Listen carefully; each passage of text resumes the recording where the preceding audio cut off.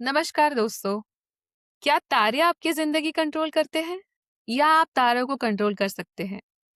आज हम बात करने वाले हैं ऑटोबायोग्राफी ऑफ योगी के चैप्टर 16 की, जिसमें श्री युक्तेश्वर जी ने योगानंदा जी को एस्ट्रोलॉजी का असली मतलब सिखाया। एक बीमारी पहले ही प्रेडिक्ट की और फिर एक पल में उसे गायब भी कर दिया। साथ ही उन्होंने युगास का राज खोला, स्क्रिप्चर्स की गलत इंटरप्रिटेशन सुधारी और एडम और ईव के कहानी का वो मतलब बताया जो आज तक किसी ने नहीं सोचा था। एक दिन श्री युक्तेश्वर जी ने योगानंदा जी से पूछा, Mukunda, why don't you get an astrological armlet? Yogananda ji ने सीधा जवाब दिया, should I master, I don't believe in astrology. और बस इसी एक लाइन ने एक गहरी और लंबी कॉन्वर्सेशन शुरू कर दी। श्री युक्तेश्वर जी ने कहा, it is never a question of belief.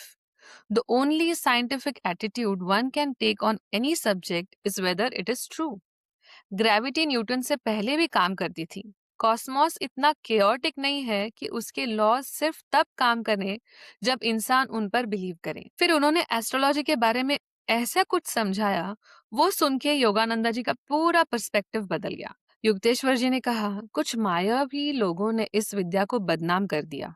Astrology एक वास्ट साइंस है, मैथमेटिकली और फिलोसॉफिकली, जो सिर्फ प्रोफाउंड अंडरस्टैंडिंग वाले लोग सही से समझ सकते हैं। अगर कोई अनपढ़ इंसान उस चार्ट को सही से नहीं पढ़ पाए, डिवाइन स्क्रिप्ट को नहीं समझ पाए, तो गलती विद्या की नहीं, देखने वाले की है। पूरी क्रिएशन एक दूसरे से लिंक्ड है, एक बैलेंस रिदम में। और इंसान को दो तरह की फोर्सेस से लड़ना पड़ता है, एक अंदर की 5 तत्वों का संघर्ष और दूसरी बाहर की प्रकृति के डिसइंटीग्रेटिंग पावर्स। जब तक इंसान अपनी मॉर्टैलिटी से लड़ता रहेगा, ग्रहों का असर होता ही रहेगा। Astrology is the study of man's response to planetary stimuli. Master ने कहा, तारे खुद किसी के दोस्त या दुश्मन नहीं है, वो बस पॉजिटिव और नेगेटिव रेडिएशंस भेजते हैं।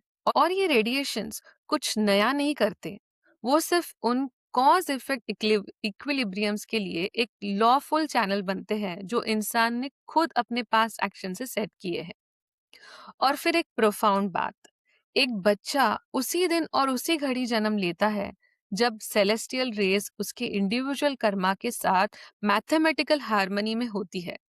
उसका हॉरोस्कोप उसके पास्ट को और प्रोबेबल फ्यूचर को रिवील करता है, लेकिन इसे सही पढ़ सकने वाले लोग बहुत कम हैं। लेकिन यहाँ एक इम्पॉर्टेंट ट्विस्ट है जो बहुत लोग मिस करते हैं। श्री युक्तेश्वर जी ने कहा, जन्म के वक्त आसमान पर जो मैसेज लिखा होता है, उसका पर्पस फेट को एम्फसाइज करना नहीं है। उसका पर्पस है इंसान की विल को जगाना, उसे बताना कि उठ, अपने लिमिटेशंस को तोड़। What he has done, he can undo. जो तूने किया है, तू ही उसे बदल सकता है। सुपरस्टिशियस एस्ट्रोलॉजी में बिलीव करने वाले इंसान एक रोबो की तरह बन जाते हैं, लेकिन वाइज इंसान अपने प्लैनेट्स को यानी अपने पास्ट को डिफीट करता है, अपनी लॉयल्टी क्रिएशन से क्रिएटर की तरफ ट्रांसफर करके। जितना ज्यादा वो स्पिरिट के साथ यूनिटी फील करता है, उतनी कम माया उसे डोमिनेट कर पाती है। Man is a soul and has a body. जब इंसान अपनी आइडेंटिटी सही जगह रखता है, वो कंपल्सिव पैटर्न से मुक्त हो जाता है। और जो इंसान मेडिटेशन में भगवान से डीपली कनेक्ट हो जाता है, उसके लिए कोई प्लैनेटरी प्रेशर काम नहीं करती। There is no greater power than that inward protection. तब योगानंदा जी ने पूछा, then dear master, why do you want me to wear a bangle at all? गुरु ने मुस्कुराते हुए समझाया, जब तक मुसाफिर मंजिल तक नहीं पहुंचा, वो मैप नहीं फेंक सकता। रास्ते में हर शॉर्टकट का फायदा उठाना चाहिए। हमारे ऋषियों ने बहुत से ऐसे तरीके ढूंढे हैं जो कर्मा के लॉज में कुछ मैकेनिकल फीचर्स है जो विजडम से हम स्किलफुली एडजस्ट कर सकते हैं। इंसान की हर बीमारी, हर तकलीफ किसी ना किसी यूनिवर्सल लॉ के ट्रांसग्रेशन से आती है। इसीलिए प्रेयर से, विल पावर से, योगा से, सेंट्स के पास जाने से और एस्ट्रोलॉजिकल बैंगल से पास्ट रॉन्ग्स के एडवर्स इफेक्ट्स को कम या बिल्कुल खत्म किया जा सकता है। जैसे एक घर में कॉपर रॉड लगाते हैं लाइटनिंग से बचने के लिए, वैसे ही बॉडी के लिए भी प्रोटेक्टिव मेजर्स काम करते हैं।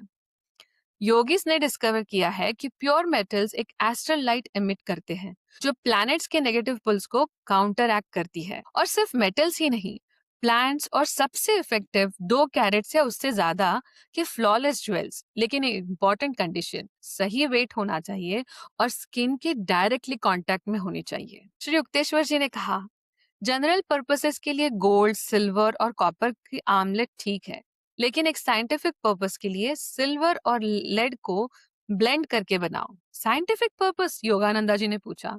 गुरु ने कहा, the stars are about to take an unfriendly interest in you. Mukunda, fear not, you shall be protected. In about a month, your liver will cause you much trouble.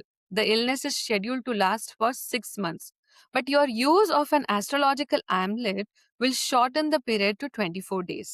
Yogananda ji ने अगली सुबह ही ज्वेलर ढूंढा, bangle पहन ली, हेल्थ बिल्कुल ठीक थी और गुरु की प्रेडिक्शन धीरे धीरे मन से निकल गई। फिर एक महीना गुजरा और अचानक लीवर में दर्द उठा। जो हफ्ते आए वो एक नाइटमेयर थे। अनबेरेबल पेन, नींद नहीं, गुरु को डिस्टर्ब करना नहीं चाहते थे।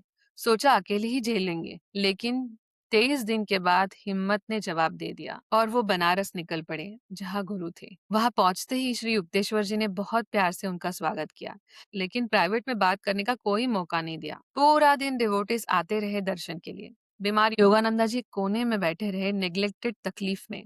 रात को जब चले गए, गुरु ने उन्हें बैल्कनी पर बुलाया। वहां चांदनी थी, गंगा की रोशनी थी।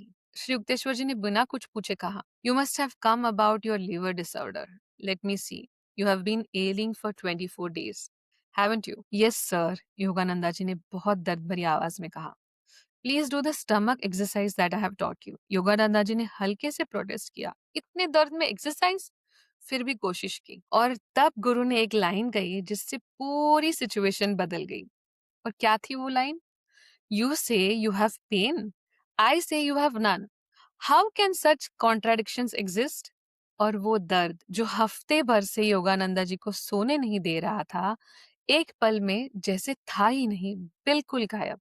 योगानंदा जी गुरु के पास झुकने लगे ग्रेटिट्यूड में। गुरु ने रोका, don't be childish, get up and enjoy the beauty of the moon over the Ganges. लेकिन उनकी आंखें खुशी से चमक रही थी और योगानंदा जी समझ गए, गुरु चाहते थे कि वो फील करे कि हीलर वो नहीं, भगवान थे। वो बैंगल, सिल्वर और लेड की योगानंदा जी ने जिंदगी भर पहनी।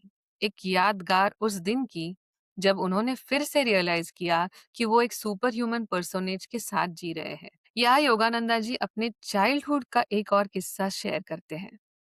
उन्हें एस्ट्रोलॉजी से पहले से ही प्रेजुडिस था, पार्टली इसीलिए कि लोग इसके बीच ब्लाइंडली भागते थे और पार्टली एक फैमिली एस्ट्रोलॉजर की प्रेडिक्शन की वजह से, जिसने कहा था you will marry 3 times being twice a widower. वो सोचते जैसे एक बकरा टेम्पल के बाहर खड़ा हो, ट्रिपल मैट्रिमनी के बलि के लिए तैयार। भाई अनंता ने कहा, भूल जाओ और हार जाओ अपने फेट से। हॉरोस्कोप्स ने पहले से ही कहा है कि तुम हिमालयास भागोगे और वापस लाए जाओगे। शादियों की बात भी सच होगी। एक रात योगानंदा जी को एक क्लियर इंट्यूशन आई, ये प्रोफेसी बिल्कुल गलत है। उन्होंने हॉरोस्कोप स्क्रोल को आग लगा दी, राख को एक पेपर बैग में रखा और उसमें लिखा, seeds of past Karma cannot germinate if they are roasted in the divine fires of wisdom। अनंता ने पढ़ा और हंसते हुए कहा, You cannot destroy truth as easily as you have burned this paper scroll। लेकिन जिंदगी ने जवाब दिया।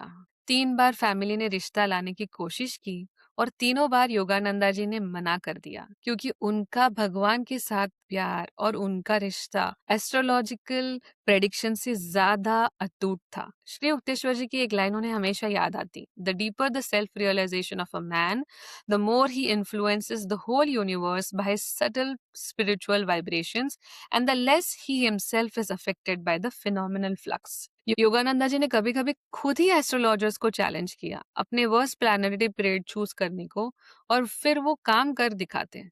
मुश्किलें होती थी लेकिन काम होता था, क्योंकि डिवाइन प्रोटेक्शन और गॉड गिवन विल, इन दोनों के सामने कोई ग्रह नहीं टिकता। और यही इस चैप्टर का सबसे बड़ा संदेश है। तारे फेट नहीं लिखते, वो एक चैलेंज है कि इंसान उठे और अपनी लिमिटेशंस को तोड़ने की डिटर्मिनेशन जगाए। इंसान एक पपेट नहीं है, वो एक सोल है और उसकी फ्रीडम फाइनल है, अगर वो चाहे तो। वो बाहरी नहीं, अंदर की जीत पर डिपेंड करती है। और इसी के साथ गुरु ने योगानंदा जी की अंडरस्टैंडिंग को और भी गहरा किया, इस बार वर्ल्ड हिस्ट्री और कॉस्मिक टाइम के जरिए। श्री युक्तेश्वर जी ने डिस्कवर किया था एक 24,000 साल की इक्विनॉटिकल साइकिल का मैथमेटिकल एप्लीकेशन। और ये साइकिल 2 आर्क्स में बनती है, एसेंडिंग और डिसेंडिंग, हर एक 12,000 का साल। और हर आर्क में आते हैं 4 युगास, कलियुगा, द्वापर युगा, त्रेता और सत्य, जो ग्रीक आइडियाज के आयरन, ब्रॉन्ज, सिल्वर और गोल्डन एजेस से मिलते हैं। गुरु के कैलकुलेशंस के मुताबिक लास्ट कलयुग यानी आयरन एज 1200 साल का अराउंड 500 एडी में शुरू हुआ और 1700 एडी में खत्म हुआ। ये था मटेरियलिज्म का युग। 1700 एडी से शुरू हुआ द्वापर युग 2400 साल का, electricity, atomic energy, telegraph, radio, airplanes का युग, स्पेस एनिहिलेटर्स का जमाना। हम अभी इसी में ही हैं। आगे आएगा त्रेता युग 4100 एडी से, जब टेलीपैथिक कम्युनिकेशन कॉमन हो जाएगा, टाइम एनिहिलेटर्स का युग। और फिर 4800 साल का सत्य युग, जब इंसान की इंटेलिजेंस कंप्लीटली डेवलप होगी और वो डिवाइन प्लान के साथ हार्मनी में काम करेगा। फिर एक डिसेंडिंग आर्क शुरू होगा और इंसान धीरे धीरे फिर अंधेरे में चला जाएगा। ये है माया के इटर्नल राउंड्स, क्रिएशन के कॉन्ट्रास्ट और रिलेटिविटीज। लेकिन इस सब राउंड से एक एक करके इंसान अपनी डिवाइन यूनिटी रियलाइज करके मुक्त होता है। और जैसे श्री युक्तेश्वर जी ने कॉस्मिक टाइम एक्सप्लेन किया, वैसे ही उन्होंने स्क्रिप्चर्स के नॉलेज पर एक नई रोशनी डाली। एक कॉमन मिस इंटरप्रिटेशन थी भगवत गीता में, fix one's visions on the end of the nose. गुरु इस लाइन पर क्रिटिसाइज करते हैं, why counsel a yogi to make himself cross eyed. Actual word है नासिकाग्रम, जिसका मतलब है नोज का ओरिजिन, वो पॉइंट जो दो भ्रुवों के बीच होता है, स्पिरिचुअल विजन की सीट। फिर संख्या फिलॉसफी का एक सूत्र, ईश्वर असिद्धा, जिसे स्कॉलर्स एथिज्म कहते हैं। श्री युक्तेश्वर जी ने कहा, ये रियलिस्टिक नहीं है। बस इतना कह रहा है कि जो इंसान सिर्फ सेंसेस पर डिपेंड करता है, उसके लिए गॉड प्रूव नहीं होगा। जो मेडिटेशन से अनशेकेबल इंसाइट पाता है, उसके लिए भगवान बोथ एग्जिस्टेंट और नोएबल है। और फिर वो बात जो योगानंदा जी के लिए सबसे सरप्राइजिंग थी, श्री युक्तेश्वर जी ने क्रिश्चियन बाइबल की एक ऐसी क्लैरिटी के साथ व्याख्या की जो शायद किसी क्रिश्चियन स्कॉलर ने भी नहीं की। एक हिंदू गुरु ने योगानंदा जी को बाइबल का डेथलेस एसेंस समझाया और क्राइस्ट के words, heaven and earth shall pass away but my word shall not pass away, पहली बार सच में थ्रिलिंग लगे। और फिर आई एडम और ईव की कहानी, जो योगानंदा जी को हमेशा से इनकम्प्रिहेंसिबल लगती थी। Why did God punish innocent unborn generations for the sin of two people? Yogananda ji ने गुस्से से पूछा। युक्तेश्वर जी ने मुस्कुराते हुए कहा और समझाया, जेनेसिस डीपली सिंबॉलिक है। ट्री ऑफ लाइफ है ह्यूमन बॉडी, स्पाइनल कॉर्ड एक उल्टा पेड़ है, ऊपर बालों की जड़ें, दो तरफ ईड़ा और पिंगला की शाखाएं। इस पेड़ के फल है sight, sound, smell, taste, touch के सेंसेशन। इन्हें एंजॉय करना अलाउड है, लेकिन सेक्स, गार्डन के सेंटर का एप्पल, वो फॉरबिडन था। सर्पेंट है स्पाइनल एनर्जी, जो कॉइल होकर सेक्स नर्व्स को स्टिमुलेट करती है। एडम है रीजन, ईव है फीलिंग। जब फीलिंग या ईव कॉन्शियसनेस सेक्स से इम्पल्स से ओवरवेल्म होती है, तब रीजन या एडम भी हार जाता है। भगवान ने पहले इंसानी बॉडीज को अपनी डिवाइन विल से बनाया, एक इमैक्युलेट क्रिएशन। दो एनिमल्स की सोल्स को, जिनमें पूरी रीजन की पोटेंशियल थी, इन बॉडीज में ट्रांसफर किया। एडम में रीजन डोमिनेंट था, ईव में फीलिंग। ये था ड्युअलिटी का एक्सप्रेशन, जो पूरी फिनोमिनल क्रिएशन के नीचे है। जब तक रीजन और फीलिंग कोऑपरेटिव जॉय में थे, वो एक हेवन में थे। लेकिन सर्पेंटाइन एनर्जी ने उन्हें एनिमल प्रोपेंसिटीज की तरफ खींचा और उन्होंने फिर से ब्रूड प्रोक्रिएशन का रास्ता चुन लिया। तभी हुआ फॉल, डिवाइन सेल्फ सफिशिएंट के गार्डन से निकलकर माया के ड्यूअलिस्टिक वर्ल्ड में। Knowledge of good and evil, यह है कॉस्मिक ड्यूअलिस्टिक कंपल्शन का अवेयरनेस। और हर इंसान की पर्सनल रिस्पॉन्सिबिलिटी है अपने एडम और ईव को, रीजन और फीलिंग को फिर से यूनिफाइड हार्मनी में ले आना। वही है return to Eden. Yogananda ji ने आहिस्ता कहा, dear master, for the first time I feel a proper filial obligation towards Adam and Eve. और इस चैप्टर का यही सबसे ब्यूटीफुल मोमेंट है।